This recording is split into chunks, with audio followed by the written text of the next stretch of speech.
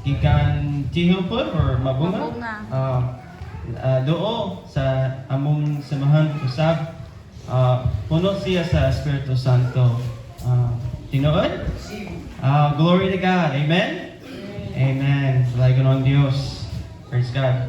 Nindot ang iyang tingog para sa Ginoo. Hallelujah. Amen. Praise God. Glory to God. Amen. So let's go to Luke chapter 5.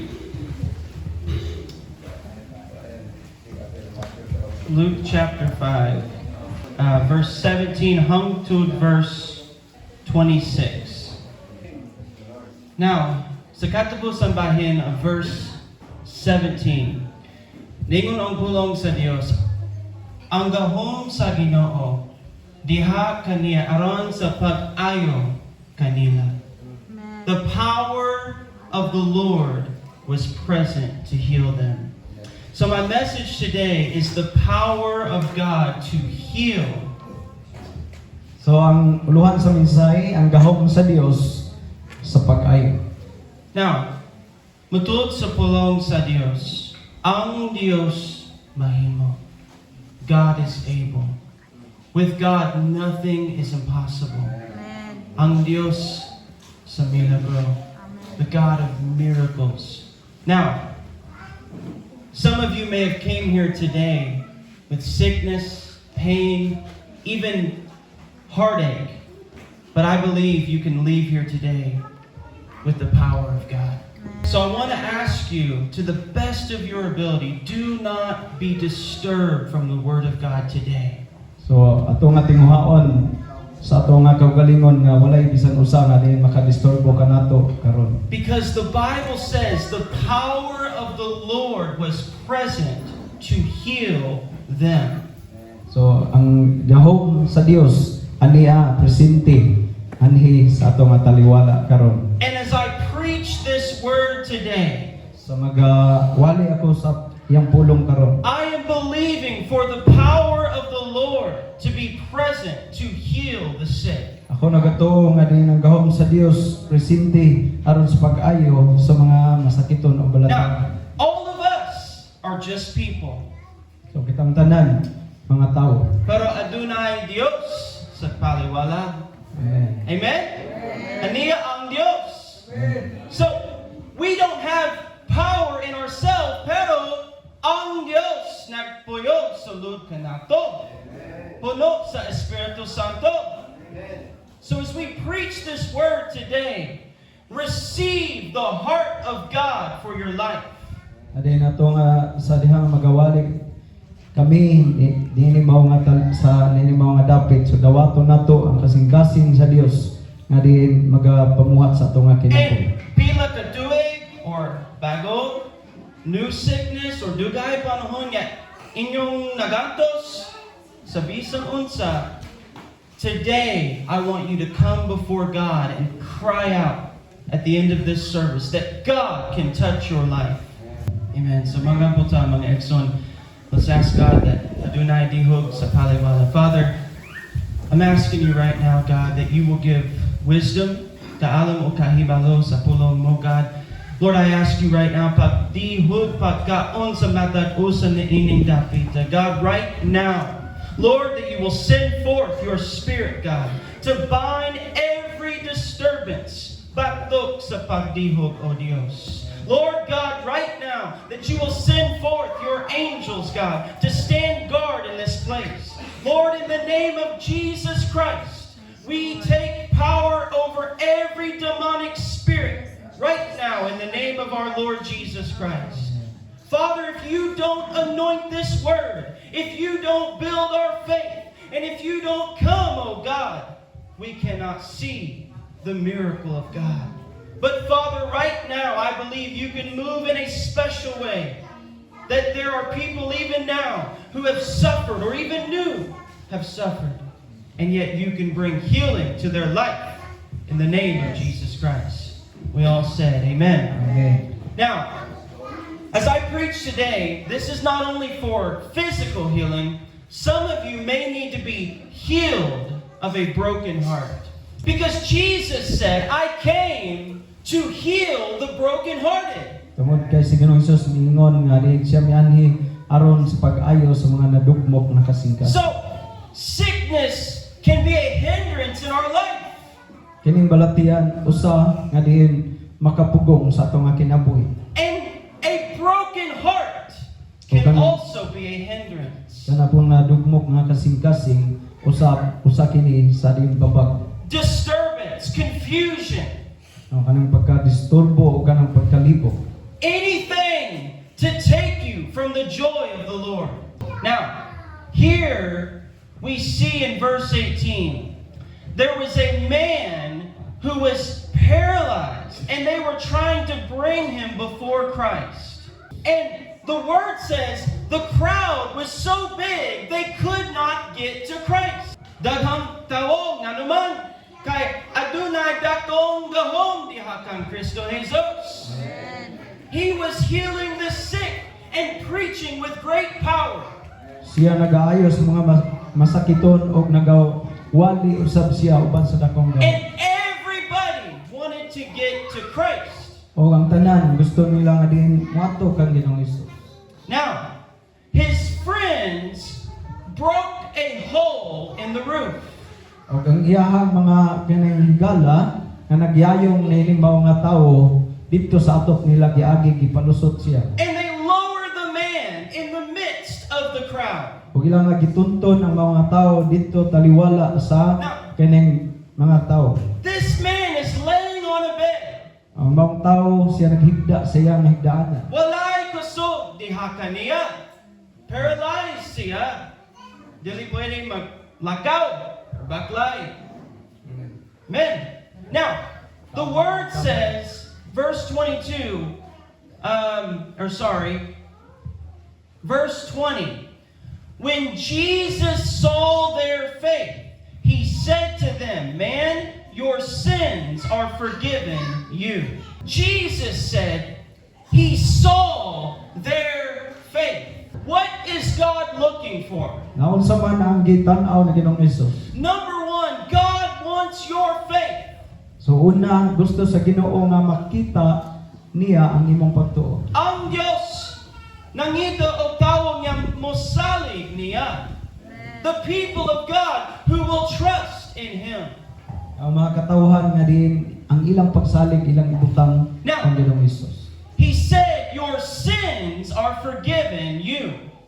Nagingon siya og ang imong sala gipasaylo na. Importante kaayo.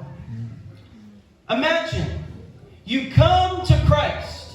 So una-una ani ikaw moadto kang Ginoong Hesus. You cannot walk. Nya dili ka makalakaw. Luoy kaayo.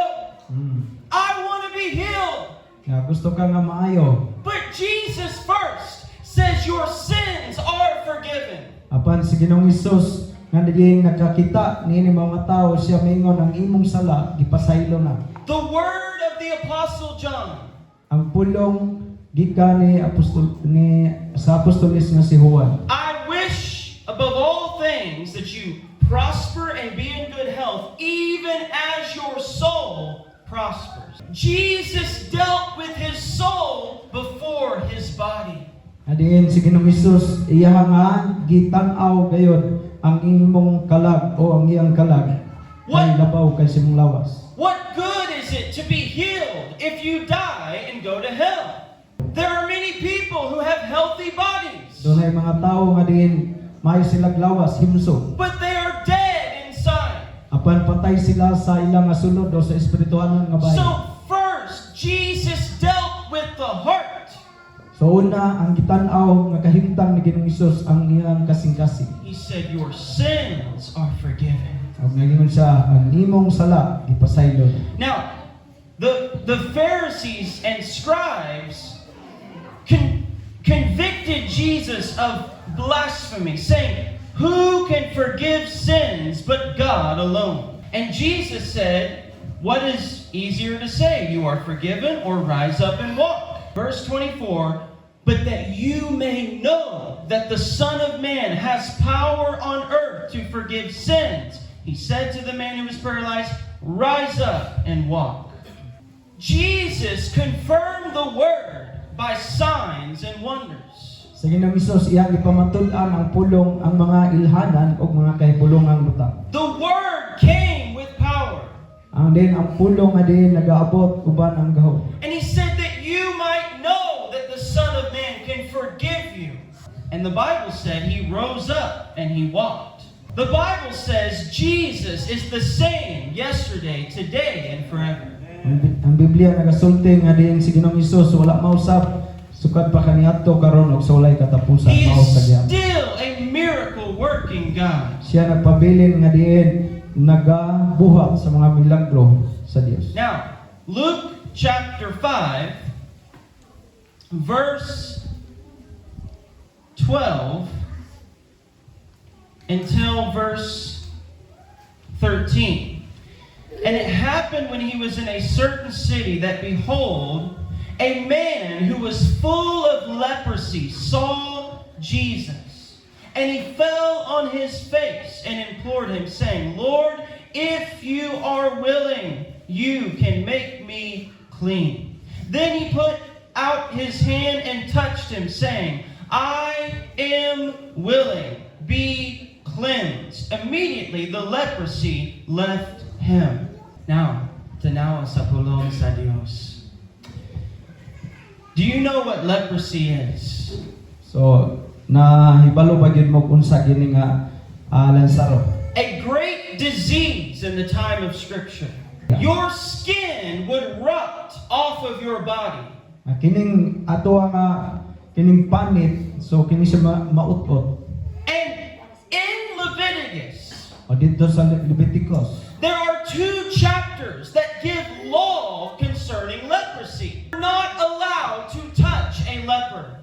nga dili ka pwede nga ang usa ka tawo nga nasakit sa Lazaro imo nga mahikap. Because it was contagious. Tungod kay kini siya mananakot man. And you would be unclean. Unya ikaw mahimo pud ka nga dinhukaw. This man falls down on his face. O kini mao nga tawo niluhod niyugbo kang Ginoong Hesus. And he said, Lord, if you are willing, you can make me clean. Gingnan niya si Ginoong Hesus kung buot ka makahimo ka paghinlo kanako. Some people believe in the power of God. So dunay mga tawo nga din mituo sa gahom sa Dios. This man believed in the power of God. Kini pud nga tawo siya mituo pod sa gahom sa Dios. But he said, if you are willing, Apan siya misulti nga kun buot ka I know you have the power, kay ako na sayod nga duna kay gahom. but will you do it for me? Apan imo ba ni nga buhaton nga ni kanako? See, many people believe in the power of God, So daghang mga tawo nga mituo sa gahom sa Dios. but they only believe for other people. Apan sila kining ang ilang nahimo lang nga din sila mituo ngadto sa uban. But they don't believe for themselves. Apan sila wala mituo sa ilang kaugalingon. He said, Lord, Sila pagsalig silang kaugalingon. are you willing to make me clean? Og mingon siya, Ginoo, andam ba ka nga diin hinluan mo ako? And Jesus said, I am willing, be cleansed. Og sa Ginoong Hesus mitubag buot ako, mamahinlo ka. Hallelujah. Now, Tanawa, the Bible says, verse 13, Jesus put his hand and touched the leper. So sa versikulo 3c, si Ginoong Hesus iyang gituyhan iyang kamot ug iyang gihikap ang tawo nga naay leprosy. Now, in the law, you would be considered unclean. So dito ilalom sa balaod kung makahikap ka sa tawo nga dunay lansaro, iisipon ka nga diin mahugaw. But when Jesus touches your life, you are no longer unclean. Apan kung si Ginoong Hesus makahikap sa imong kinabuhi, di na ka magpabilin nga hugaw. The priest could not touch him. Ang pari dili pod mo hikap ngadto kaniya. The people could not touch him. O ang mga tao dili pod mo hikap ka Kay niya. hugaw kaayo. Pero Christ was able to touch his life. Apan si Ginoong Hesus siya lang ang kahimo sa paghikap sa iyang kinabuhi. Amen. Dalago ng Diyos. Now, let's go to Matthew chapter 9. And I'm showing you this so that you can see the way that Christ responds happens to different people. When you come before Christ, Tungod kay kung ikaw moadto sa tubangan ni Ginoong Hesus, si Jesus nahigugma ninyo, and God will touch your life. ug ang Dios makahikap sa imong kinabuhi. Amen. Amen. Hallelujah. Matthew chapter 9, verse 20. And suddenly, a woman who had a flow of blood for 12 years came from behind and touched the hem of his garment. For she said to herself, if only I may touch his garment, I shall be made well. Hallelujah. Now, 12 years, she's suffering with an issue of blood. Tungod sa talinugo. Now, in the law, again, she is considered unclean. So kining mao nga kahimtang sa mga babayi, sa ilalom sa balaod isipon siya nga mahugaw. And she has spent all of her money. Og iyahan ang nagasto ang tanan niyang mga kaptangan bahandi She nahurot. has looked to every person for an answer. Siya nangita og mga tawo nga diin makahimo sa pag-ayo kaniya. But she cannot find help from man. Apan wala niya makaplagi ang tabang gikan sa mga tawo. 12 years. No? 12 gyud ka tuig. Kinsa na diri nga, daghang mga tuig nagantos mo. Ang Dios nasayod. God did not forget you. Ginoo wala makalimot kanimo. Amen. Hallelujah. Now, she said, if I can just touch his garment, I will be made well. So ning sulti ang mao nga babae, makahikap lang ko sa iyaha nga sapot, sa sidsid sa iyahang sapot, mamaayo gyud ko. If I can just get to Jesus. Ingon siya, kung makaduol lang gyud ko ni Ginoong Hesus. Now, there were many people pressing around Christ. Og daghan kayo nga din mga tawo nga nagduot-duot diha sa kining taliwala o diha sa palibot ni Hesus. And according to the law, she was not supposed to be in the crowd. Nga din sumala sa kining balaod nga din wala gid unta siya dito apil sa mao nga panon sa mga But tawo. she said, I have to get to Christ. Apan siya nagtinguha gayud nga diin makaduol kang Ginoong Hesus. And she said, I will be made well. Kay nagingon siya aron ako Now, mamaayo. the word says in verse 22, but Jesus turned around, and when he saw her, he said, be of good cheer, daughter. Your faith has made you well. And the woman was made well from that hour. Hallelujah. Now, tanawa, daghang manapanahon diha sa Bible, Jesus said, your faith has made you well. Daghan nga bahin sa kasulatan nga si Ginoong Hesus nagsulti mahitungod sa pagtuo nga diin mao'y nakaayo kanila. I'm so weak in my body. Nga diin huyang kayo o luya kayo ang akong lawas. I've made mistakes. O diin nakahimo ko og sayo. I'm so weary in my soul. Nya ako napalaka o gikapoy ko di ay sa ako nga kalag. But if I can just get to Jesus, Apan kung ako lang makaduol kang Ginoong Hesus. and if I can come by faith, Nga diin ako makaduol uban sa pagtuo. I will be made well. Ngayon siya nga mamaayo gayud ako. Amen? God is looking for faith. So ang Ginoo nangita og pagtuo o pagsalig. Now, verse 27. See, God put this in the Bible so that we would know His power. This Bible is the living Word of God. Kini mao nga Biblia mao kini ang buhi nga pulong sa Dios. The gospel is good news. Para sa makasasala, para sa sakiton, para sa mga kabugat.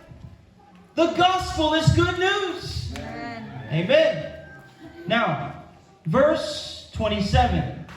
When Jesus departed from there, two blind men followed him, crying out and saying, Son of David, have mercy on us. So, there are two blind men. They cannot see. but they have heard that Jesus is passing by. Again, walay kusog. Possibly gamay ang ilang pagtuo, pero ilang gibuhat. Ginoo, Son of David, have mercy on me. If you just come in your weakness, God can pour out His grace in your life. Ang Dios makahimo pagbukbo siyang grasya sa imong kinabuhi. But you have to come. Apan kinahanglan kang moduol. Amen. Now, so, verse 28, and when he had come into the house, the blind men came to him, and Jesus said to them, do you believe that I am able to do this? Now, look at the question. Jesus asked the blind men, do you believe that I am able to do this? What about you? Do you believe that ang Dios mahimo? Oh. God is able? Amen. Praise God. So he said, I am able. Now, they said, yes, Lord, verse 29. Then he touched their eyes, saying, again, according to your faith, let it be to you. And their eyes were open. And Jesus sternly warned them, saying, see that no one knows about it. But when they departed, they spread the news about him all the more. So, ilang gitubag, oh, Ginoo. Yes, Lord. I believe.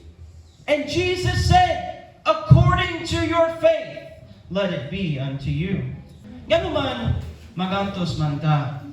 Ngano mamatay man ta. Sa sinugdanan ang Dios naghimo o hingpit nga kalibutan. Sa Garden of Eden, walay sala, walay kamatayon, walay nagantos, pagantos. Pero, when sin came, so tungkol sa sala, magantos man ta. That's why kintang tanan nagantos. So, sickness, number one, is a natural cause of a fallen world. So, it's natural because of the curse of sin.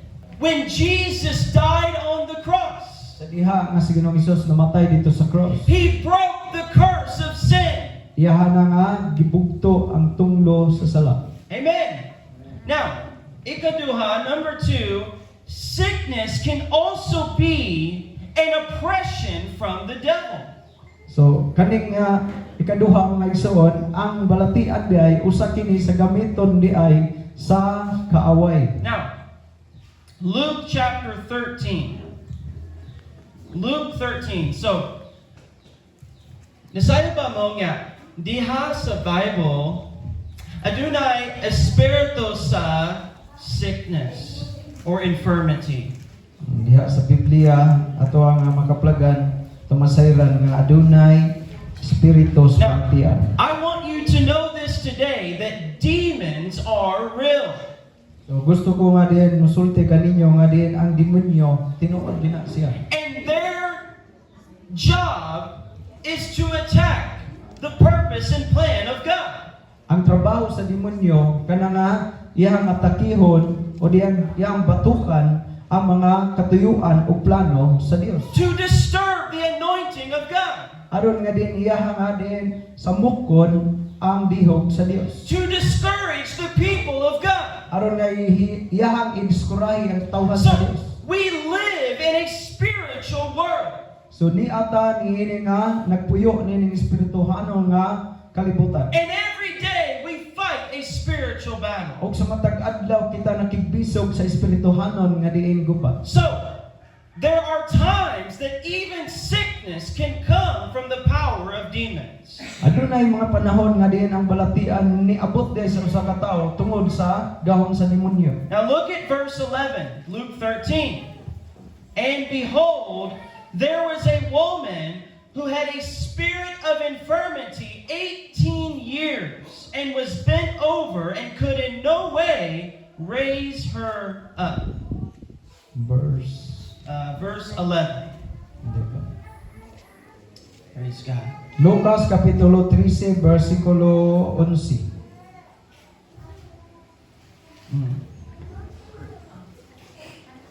Ug dito'y usa ka babae nga gisudlan sa espiritu sa kasakit sulod na sa napulog 8 ka tuig. Siya nagtikuko na. Siya nagtikuko na lang ug dili kaayo makatulid sa iyang kaugalingon. Now, this is the word of Jesus Christ. Kini siya nga pulong gikan gyud sa baba ni Ginoong Hesus. It said there was a woman who had a spirit of infirmity. Nagingon siya nga adunay usa ka babae nga adunay espiritu sa kasakit. A demonic spirit. Nga kining usa ka demonyo nga espiritu. And it was causing the sickness in her life. Og siya mao hinungdan nga nagmasakiton So, kining mao nga babae. the word says she was bent over Og then napiko na lamang yang lawas. and she could not stand up. Nga di maglisod siya tanos. 18 years. Sulod anang 18 ka tuig. She couldn't do it. But this was, batanon pa pero tikobo. amen. But this was the work of a demonic spirit. So kini siya usa ka din butang nga din anaa gikan sa demonyo. Now, Acts 10:38. How God anointed Jesus of Nazareth with the Holy Spirit and power. So diha sa kining buhat nagingon dito nga din ang Dios nagadihog kang Ginoong Hesus. And it said, who went about doing good and healing all who were oppressed by the devil. Ang din siya aron sa pag kining pahigawas sa mga gisakit sa yawa. Now, notice, it said he healed all who were oppressed by the devil. So atong usayran nga din iyahang pagkaayohon tanan nga ginasakit sa yawa. Addiction, Sa kining pagka-addict, sickness, diha sa balatian sakit, depression, mo din diha sa kining pagka depresyon, people that have thoughts of taking their life, nga din diha sa ilaha nga kining pag again thoughts of taking their life. o din paghuna-huna sa pagkutlo silang kinabuhi. They need to be touched by Jesus Christ. Na kinahanglan sila sa paghikap o tandog na Ginoong Hesus. They need to be healed from the oppression of the devil. Kinahanglan sila nga din makabatog kaayuhan gikan sa pagsakit sa yawa. Jesus came to give life. Si Ginoong Hesus mianhi aron sa paghatag og kinabuhi. Kinabuhing dayon. And the devil came to steal, kill, and destroy. Kaya ang yawa siya mianhi aron sa pagpangawat, pagpatay o paglaglag. Now, so verse 12, when Jesus saw her. Now, stop there. It says Jesus saw her. So sa versikulo 12 nagingon dito sa dihang si Ginoong Hesus nakakita kaniya. Me and Pastor, we see all of you. Kami nga din pastor nakakita mi kaninyong tanan. But there's a difference when Jesus sees you. Apan adunay kalahian kung si Ginoong Hesus magatan-aw kanimo. Because he searches the heart. Tungod kay iyang susihon ang imong He kasingkatan. knows your pain. Kay balo siya sa imong He sakit. knows your needs. Kay balo siya sa imong gikinahanglan. And he knows the will of God for your life. O nakahibalo usab siya sa kabubuton sa Dios para sa imong kinabuhi. And when Jesus sees those who are suffering, O sa diha nga si Ginoong Hesus nakakita sa tanan nga nagantos. the Bible said his heart was moved with compassion. O ang Biblia nagasugid nga ngiyang kasing-kasing kini siya natandog uban sa kaluoy. So he speaks to this woman. O siya misulti sa mga babae. Woman, you are loosed from your infirmity. O giingnan nga babae, ikaw mahigawas gikan sa imong kasakit. One word. Usa lang ka pulong. Kay adunay dakong gahom sa pulong ni Kristo Jesus. Amen. Matud sa pulong, ang gahom sa Ginoo diha kaniya aron sa pag-ayo kanila. Amen. Adunay gahom. See, when the anointing is there, you don't need many words. The power of God will drive out the work of darkness. Kung ang dihog ana diha wa nang kan kinahanglan og daghan pa kay mga pulong tungod kay ang dihog sa Dios mao nay mag-abog sa gawom sa gangit niya. 18 years she suffered. So 18 ka tuig siya nagantos. And it only took one word from the Savior. Apan kini siya iyahang gipahigawas o gikuha ang maong kasakit sa usa lang ka pulong. Amen. Praise God. Now, number 3, let's go to John 5. Glory to God. So, number 3, sickness can be caused because of your sin, your personal sin. Number 3. So ikatulong mga igsoon, ang balatian ni abot tungod sa imong sala, Now, bunga ra sa kasalanan. importante kaayo nga you would understand nakasabot mo nga adunay lahi mga reasons, different reasons. So, possibly sala, possibly ang buhat ni Satanas, or natural lamang. So, there are different reasons that we suffer, pero there's one God that can heal all. So ato nga sabton mga igsoon nga din daghan nga din mga hinungdan ngano nga kita ni antos, pero aduna lamang usa ka Dios nga ato nga kaduulan o makahimo pag-ayo nato. John 5 verse 5. Now a certain man was there who had an infirmity 38 years. Stop there for a minute. Pila ka tuig? 38 years. Ug dito'y usa ka tawo nga nagmasakiton sulod na sa katluan ug 8 ka tuig. 12 years, 38 years, 18 years. God wants you to know it's not too late for you to have victory in your life. Kay gusto sa Ginoo nga ikaw mahibalo nga dili pa ulahi ang tanan nga makaangkon kag kadaugan sa imong kinabuhi. Amen? Amen. 38 years. No, 38 ka tuig nga di nag-antos sa kasakit. And verse 6, when Jesus saw him lying there. Versikulo 6. Sa pagkakita ni Jesus kaniya o sa nasayra niya nga siya naglubog dito sulod na sa taas nga panahon, siya mingon kaniya, buot ka bang mamaayo? Again, Jesus knew he had been there a long time. Si Ginoong Hesus nahibalo tungod kay nasayod naman yun siya sa iyang kahimtang sa dakong panahon. And he said, do you want to be made well? Gingan siya nga, gusto ba ka nga mamaayo?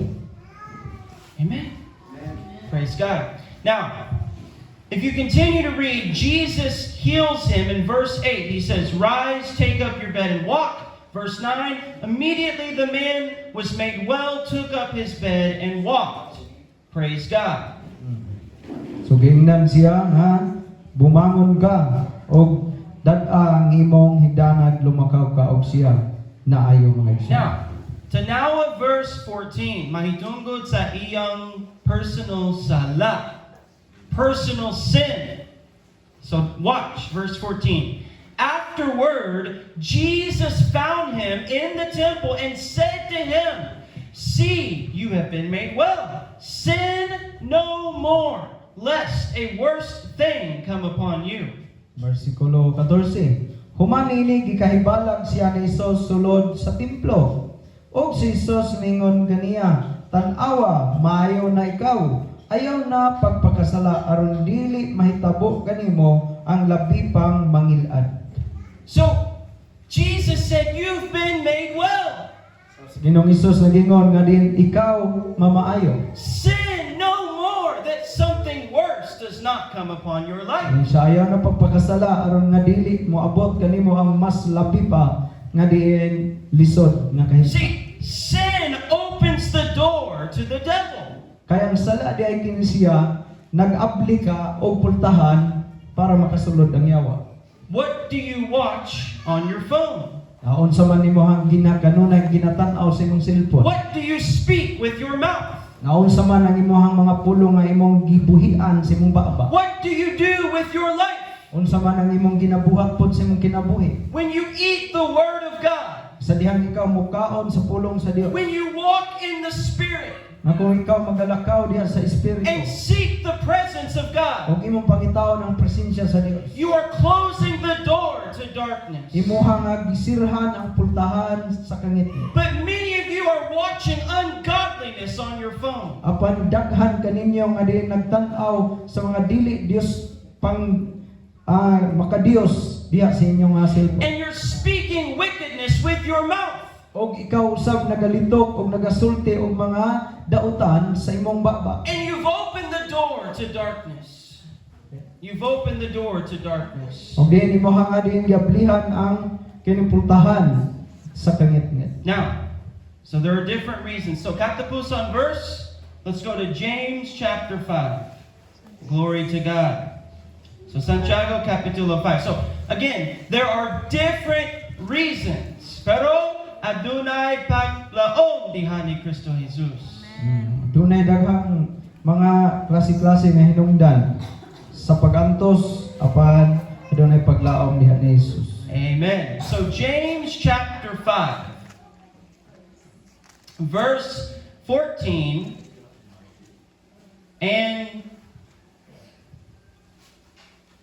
let's just stop with verse 14 hung to verse 16. I want to let Pastor read so everyone can hear clearly.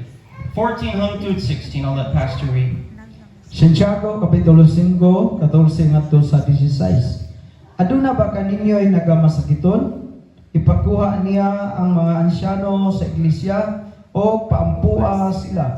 Alang kaniya nga magahaplas kaniya lana o tungod sa ngalan sa Ginoo. 15.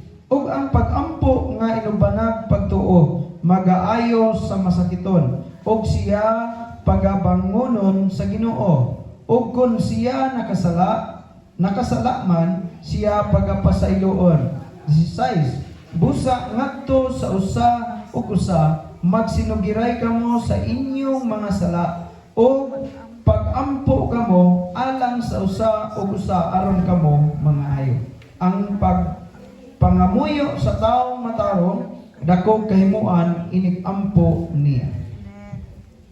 Now, why did God put this in the Bible? So nganong man nga ang Ginoo nagabutang man dinhi niining pangapulongas Biblia. Because God cares for us. Tungod kay ang Ginoo nagatagad kanato.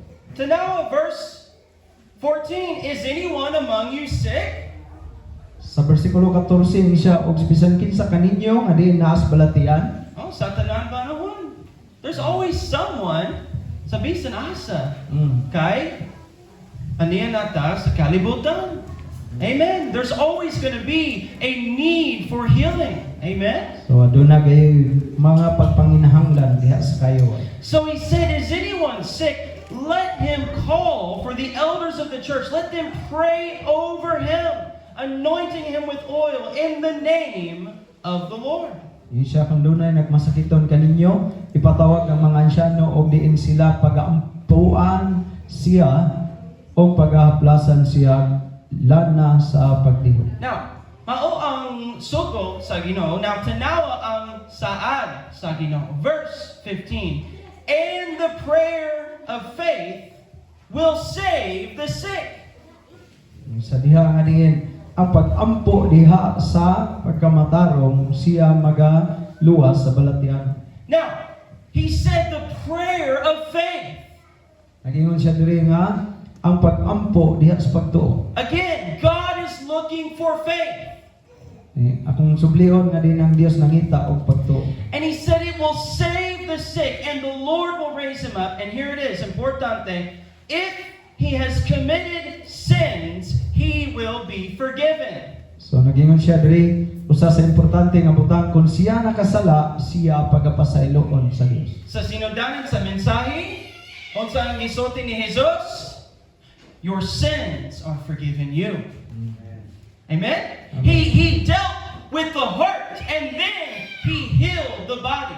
So una ang iyang nga gitan-aw ang kasing-gasing, then sunod ang iyang pag-ayo sa lawas. And then he said, confess your trespasses to one another and pray for one another that you may be healed. Pag nagingon siya og pagsinugiray kamo sa inyong mga sala, ang usa og usa og mga ayo kamo. So,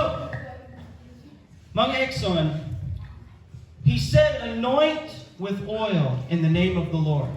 So nagingon siya mga igsoon nga diin o paghaplasan sila og lana sa Dios. Now, throughout the Bible, you will find they anointed with oil.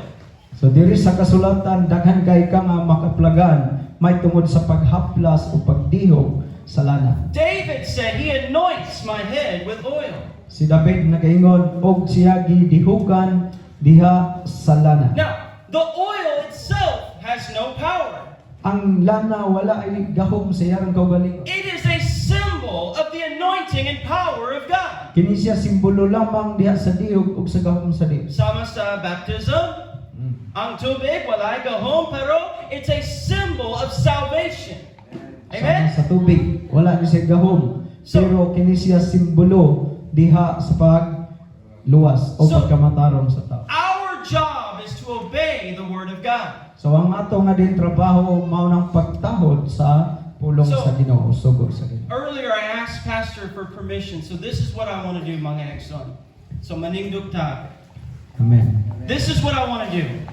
If you are here today, no matter how great or how small your need is, whether it's in the body or in the heart, I want you to come forward and make a line.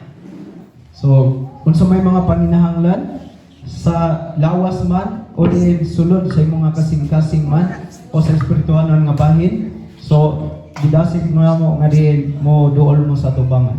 And this is what we're going to do. Go ahead and start coming forward if you need prayer for healing. So, muduol ta mga igsoon kung nagkinahanglan tas kayuhan. So go ahead and come forward. Ayaw ka olaw. Amen. Praise God. Now, here's what we're going to do. When everyone has come forward, first we're going to pray forgiveness. We're going to ask God to cleanse us from our sin, and then we will pray for healing. So una nga buhaton nga diin magampo mi may tungod alang sa kapasaylohan, then human magampo para sa kayuhan. Amen? Now, naghulat mi kay nasayon ko nga adunay lain, or there are more. So, doo sa atubangan, ayaw ko ulaw kay ang Dios magalihok sa imong lawas karon. Amen. Amen? Hallelujah. Jesus. So hinumduman ang itong mga igsoon ang Ginoo nangita o pagtuo. Amen. Ang imong pagsalig, imong pagtuo mao'y makaayo kanimo. Ang imong Praise God. pagtuo mao'y maka garantiya nga makadawat ka sa unsa imong gitinguha sa imong kasing-kasing. Praise God. Amen. Nagulat ko kay nasayan ko nga there are more. Doon sa atubangan, ayaw ko ulaw. Daniya ang Diyos alanggan ninyo mga ex. Amen. Amen. Go ahead. Just come forward and make a line. Amen. Praise God. Amen. Amen. So, what I want to do is I want to ask Pastor first to lead you in a prayer of repentance. If there's something you need to be forgiven. And then Pastor has given me permission. So, I'm going to, I brought with me today some anointing oil. I'm just going to put a little bit on my hand, and I'm going to place my hand and pray for you. And if Pastor wants, it's up to you. If others want to pray, it's okay. I'll let you decide. But Pastor can explain again, this is not anything, it's just a symbol, and it's something that God gave us to as a symbol of the anointing and power of the Holy Spirit. Amen. Amen? Usa kini ka simbolo sa dihog o gahom sa Dios. Hallelujah. So I want to ask Pastor first to lead you in a prayer of repentance. Sa ibayaw ay mong kamot, isa imong duhog ka kamot. Sa maghimo ko mga pagampo, pagsundan ni sa imong kaugalingon. Ginoo, sundan ninyo, Ginoo, ani ako. Pasaylo ako sa tanan nga akong kalapasan, sa akong kasalanan, nga akong nahimo, sa akong kinabuhi. Hinluin ko sa kong nauna, sa kong kasing-kasing. Pasayo ako sa tanan nga mga buha nga akong nahimo. Isang pinulungan sa una-una. Pasayo ako. Kung diini nga oras, akong itugyan, akong kinabuhi, nga nang kaniya. Dihugi ko, diha, sa imong kahong, nining kamuto. Kanimo lamang, ang kadungganan o kahimayaan sa ngalan ni Ginoong Hesus. Amen. Pabilin mga mag-isa sa inyong kamot. So, my plan, ang Diyos na sayad sa imong gikinahanglan. So you can tell them that even though I may not know personally, I'm going to go through and lay hands, and it's okay if Pastor Luke or whoever also wants to help. But you can tell them, ang Diyos na sayad. So my plan is to just lay hands, and just as the apostles did, they said, be healed in the name of Jesus Christ. So that's my plan today, is to lay hands and just speak the healing power of God over your life. So, nakita sa Diyos ang imong gikinahanglan sa imong kasing-kasing karon. Kay walay natago sa Diyos. Og tuuhi, nga din ang Diyos magatubag o magahatag sa imong tinguha sa kasing-kasing karon.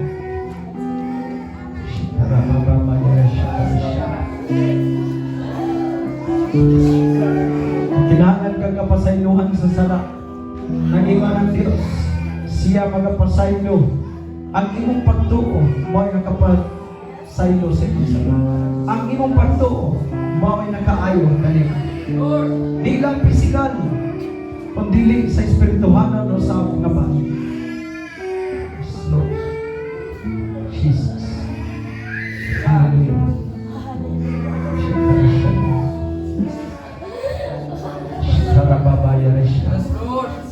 Our body today be healed in the name of Jesus Christ. Whether in the body or in the heart, I just speak life over her in the name of Jesus.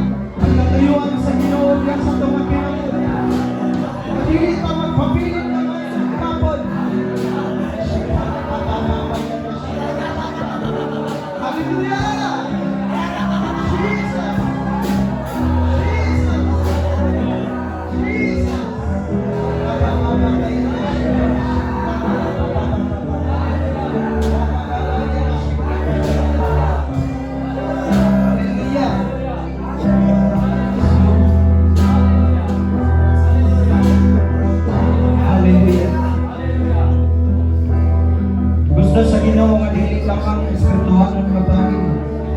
Maayo naman. Dili lamang pisikal nga bahin. Nga maglakaw ta sa maayong kahimtang. Kundi